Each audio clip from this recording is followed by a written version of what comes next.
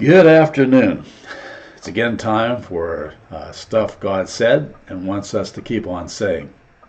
I'm going to read from the 8th chapter of Paul's letter to the Romans, just one verse, 28th verse. For we know that all things work together for good, for those who love God, who are called according to his purpose. May the Lord add a blessing to the reading of the Word. There's a little story about a man from Scotland. I believe it's a pretty good parable of the Christian faith. The man's name was Joseph Craig, and he was quite a beautiful writer, calligrapher, and also artist with a pen. These were back in the days, when everyone was still using the ink wells and all that kind of stuff, dipping the pen in and writing.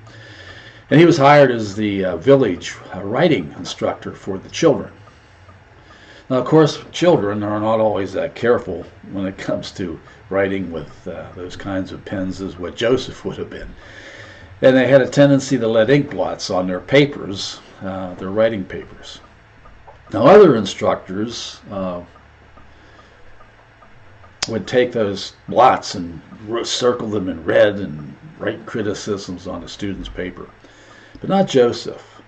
Joseph would look at those little blots, and he would, with his talent that he had, he would change a little of the lines this way by adding or taking away or making a difference and putting another line over here and over there. And next thing you know, he'd have this picture of a beautiful angel. And he'd turn all their ink blots into angels on the papers. And when he gave them back to the students, rather than being harsh criticisms on a messy paper, the kids were just delighted to see what he had done with their ink blots. And it encouraged them, and it made them try harder. But that's isn't that what God has done to us? Takes our ink blots and turns them into angels. And we look at our heartbreaks. We look at some of the burdens that we're trying to carry. We look at even though we have good intentions, we don't always do the things that we should do.